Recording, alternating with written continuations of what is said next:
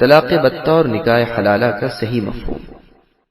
پھر آگے اللہ نے ارشاد فرمایا کہ جب کوئی شخص اپنی بیوی کو 2 طلاقیں دے چکنے کے بعد تیسری بھی دے دے تو وہ اس پر حرام ہو جائے گی، یہاں تک کہ دوسرے سے باقاعدہ نکاح ہو، ہم بستری ہو، پھر وہ مر جائے یا طلاق دے دے۔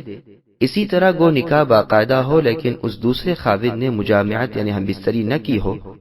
تو بھی پہلے شوہر کے لیے حلال نہیں۔ اکثر فقہاء میں مشہور ہے کہ سعید بن المسیب مجرد صرف عقد کو حلالہ کہتے ہیں، گو میل نہ ہوا ہو، لیکن یہ بات ان سے ثابت نہیں۔ مسند احمد میں حدیث ہے کہ نبی صلی اللہ علیہ وسلم سے سوال کیا گیا کہ ایک شخص ایک عورت سے نکاح کرتا ہے اور دخول یعنی اس کے ساتھ ہم بستری سے پہلے ہی طلاق بتہ دے دیتا ہے، وہ دوسرا نکاح کرتی ہے، وہ بھی اسی طرح دخول سے پہلے ہی طلاق دے دیتا ہے،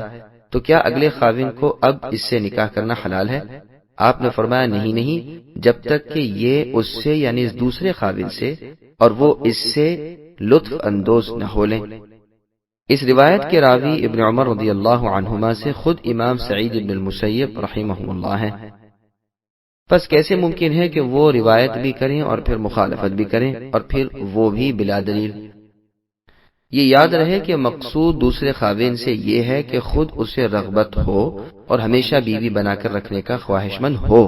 کیونکہ نکاح سے مقصود یہی ہے، یہ نہیں کہ اگلے خاوند کے لیے محض حلال ہو جائے اور بس، بلکہ امام مالک رحمہ اللہ فرماتے ہیں کہ یہ شرط بھی ہے کہ یہ مجامعت یعنی ہم بستری بھی مباح اور جائز طریق پر ہو، مثلا عورت روزے سے نہ ہو، احرام کی حالت میں نہ ہو، اعتکاف کی حالت میں نہ ہو، حیض یا نفاس کی حالت میں نہ ہو۔ اسی طرح خاوند بھی روزے سے نہ ہو،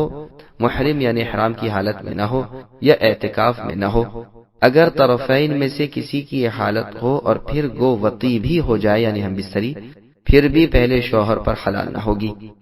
اسی طرح اگر دوسرا خاوند ذمی ہو تو بھی اگلے مسلم خاوند کے لیے حلال نہ ہوگی، کیونکہ امام صاحب کے نزدیک کفار کے آپس کے نکاح باطل ہیں۔ امام حسن بصری رحمہ اللہ تو یہ بھی شرط لگاتے ہیں کہ انزال بھی ہو، کیونکہ رسول اللہ کے الفاظ سے بظاہر یہی معلوم ہوتا ہے کہ جب تک کہ وہ تیرا اور تو اس کا مزہ نہ چکھے،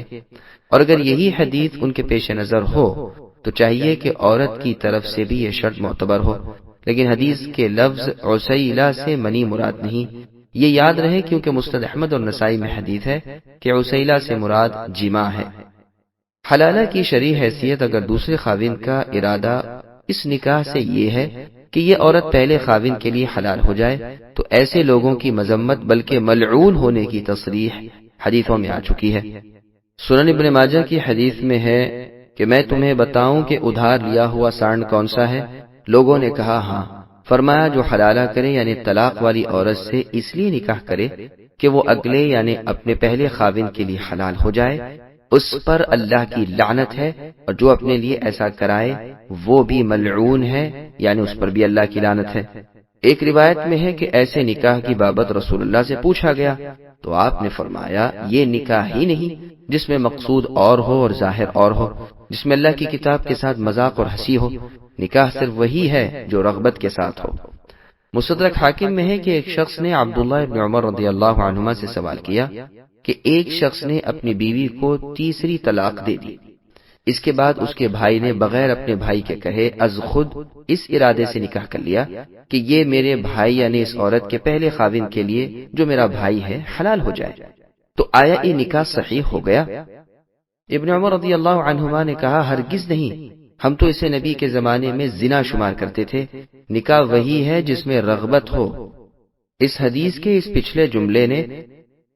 یعنی نبی کے زمانے میں ہم اسے زنا شمار کرتے تھے، گویا موقوف یعنی ابن عمر رضی اللہ عنہما کے اپنے قول سے ثابت ہے، لیکن حکم میں مرفوع کے کر دیا، یعنی خود رسول اللہ کا اپنا قول۔ بلکہ ایک اور روایت میں ہے کہ امیر المؤمنین عمر فاروق رضی اللہ عنہ نے فرمایا اگر کوئی ایسا کرے گا یا کرائے گا تو میں دونوں کو زنا کی حد لگاؤں گا یعنی رجم کر دوں گا۔ پھر آگے اللہ کا فرمان ہے کہ اگر دوسرا خاوند نکاح اور وطی یعنی ہم بستری کے بعد طلاق دے دے تو پہلے خاوند پر پھر اسی عورت سے نکاح کر لینے میں کوئی گناہ نہیں، جبکہ یہ اچھی طرح گزر اوقات کر لیں اور یہ بھی جان لیں کہ وہ دوسرا نکاح صرف دھوکہ اور مکر و فریب کا نہ تھا بلکہ حقیقت تھی۔ یہ ہیں احکام شرعی جنہیں علم والوں کے لیے اللہ نے واضح کر دیا۔ سبسکرائب کیجئے ہمارے چینل اور دبائیے بیل کا آئیکن تاکہ آپ کو ریگولر نوٹیفیکیشن اپڈیٹس مل سکے۔